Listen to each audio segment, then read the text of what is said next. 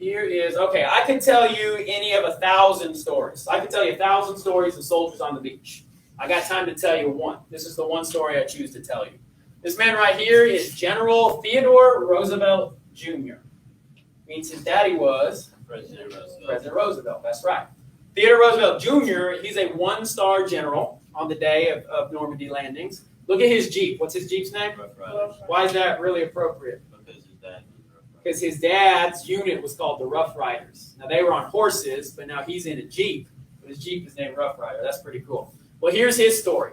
He's a bit of an older man. He had a heart condition, and he also walked with a cane. He had arthritis. Not exactly a candidate for someone to storm. That's right. Not exactly a candidate for someone to storm the beaches at Normandy, right? But he believed he needed to be with his boys. He believed he needed to be on the ground, directing the fires, bringing in the tanks. He believed he needed to be on the ground.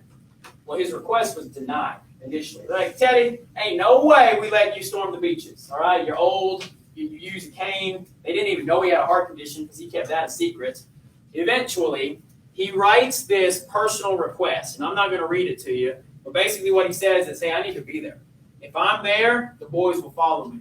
If I'm there, I can give you an accurate update of what's going on, and you can bring in the armor. If I'm there, we'll win this fight. I need to be there. And reluctantly, he was granted permission. It says, convinced they would never see him alive again, they authorized Roosevelt to lead from the front. Well, he does everything he says he's going to do. He leads from the front.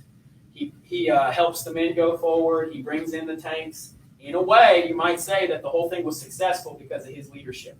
He did not die on that day. He survives D-Day. He is given a promotion. Okay? He goes from a one-star general to a two-star general, but he dies before he ever able to pin that rank on his chest. He dies on July 12th, 1944. June 6th, he survives, but he dies of a heart attack on June 12th, 1944. So, pretty amazing man, really patriotic. He was buried in France. His body was not able to come home. The cemetery you saw at the beginning of the movie, it's a real cemetery. He was buried in France alongside so many other people who died in Normandy.